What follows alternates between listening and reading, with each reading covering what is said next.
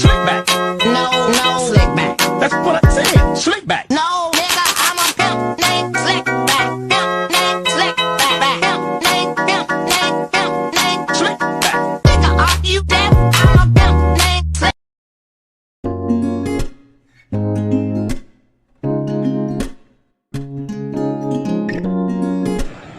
Assalamualaikum warahmatullahi wabarakatuh.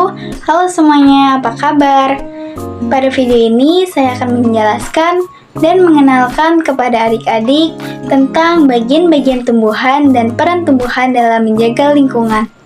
Sebelum ke materinya, mari kita bersama-sama untuk ice breaking lalu berdoa terlebih dahulu.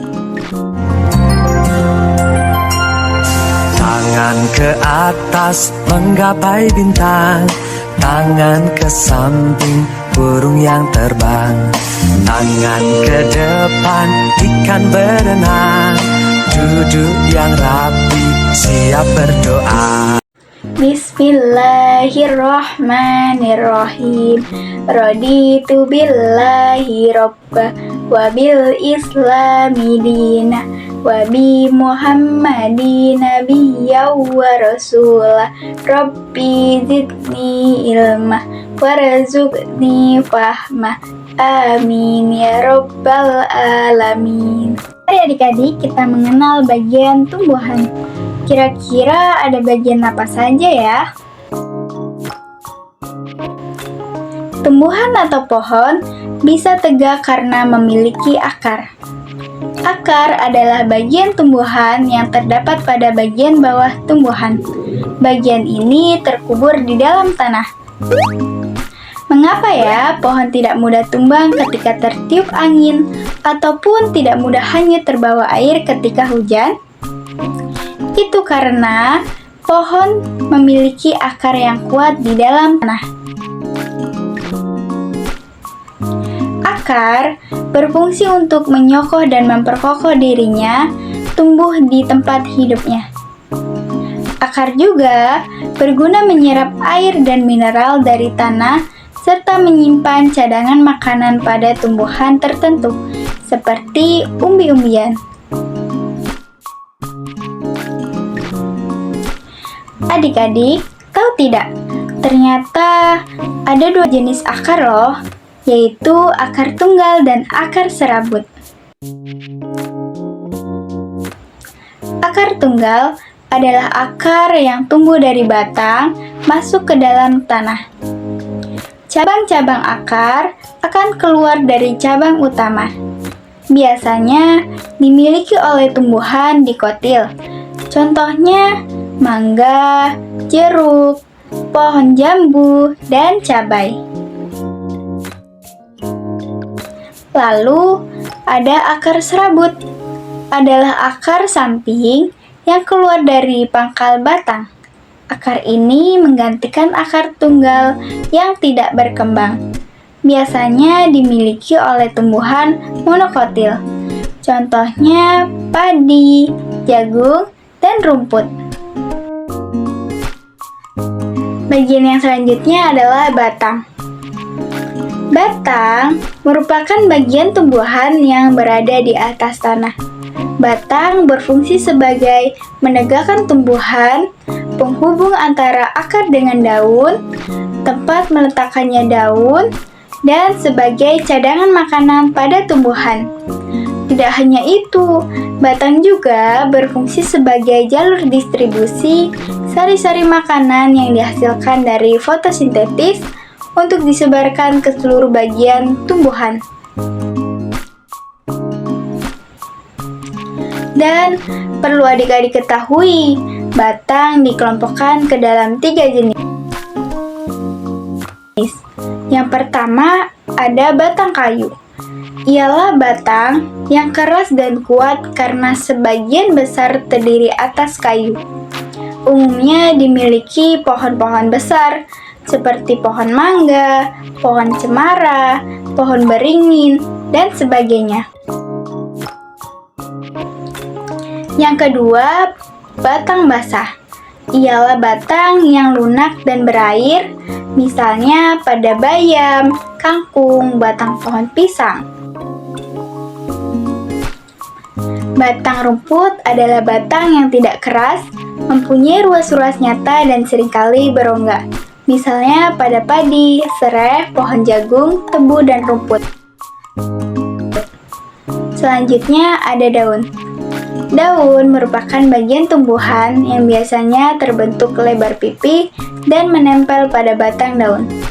Daun berfungsi menerima air dari batang untuk bernafas, menghirup karbon dioksida, menyerapkan sinar matahari untuk tumbuh dan berkembang, serta sebagai tempat fotosintesis.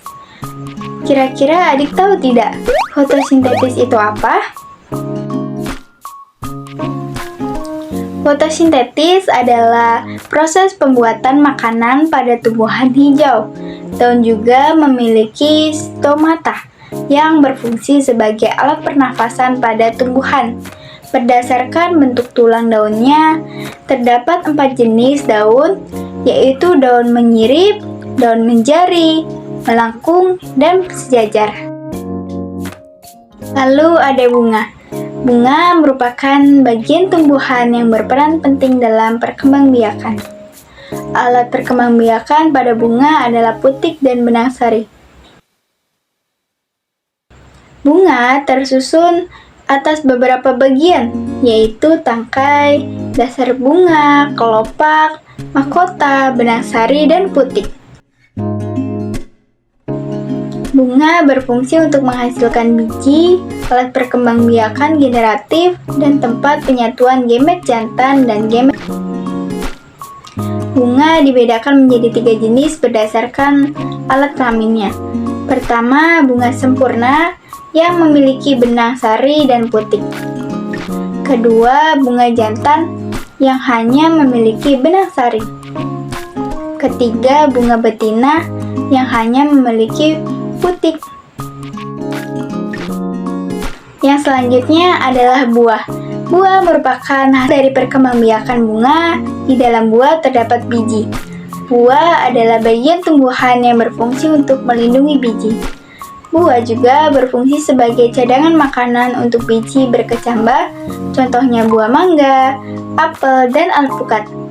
Buah terdiri atas kulit, daging buah, dan biji. Bagian yang kita makan biasanya daging buah. Yang selanjutnya adalah biji. Biji merupakan hasil pembuahan yang terjadi akibat penyemburan antara serbu, sari, dan sel telur pada putik. Jika biji ditanam akan tumbuh menjadi tumbuhan baru.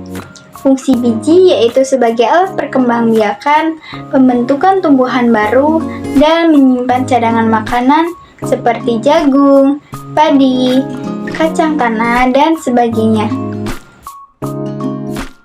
Biji memiliki kepingan biji yang berkeping 1 dan ada yang berkeping 2.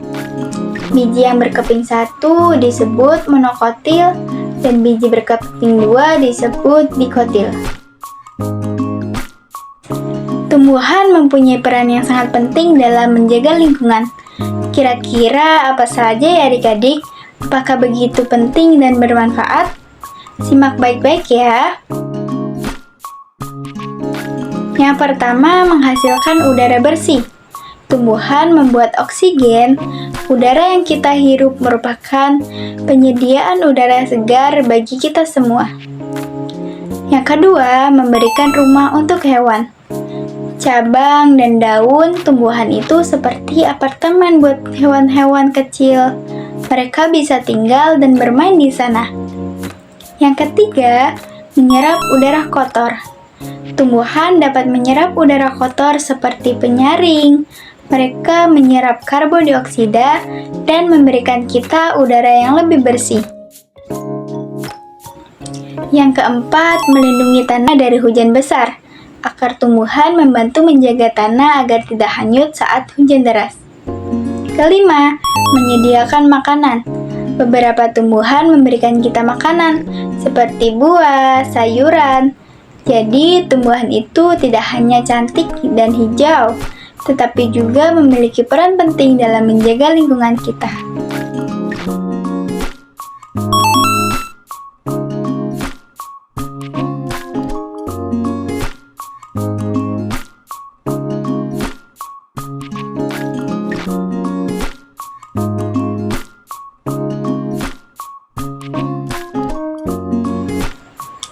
Sekian materi tentang pengenalan bagian-bagian tumbuhan dan peran tumbuhan dalam menjaga lingkungan.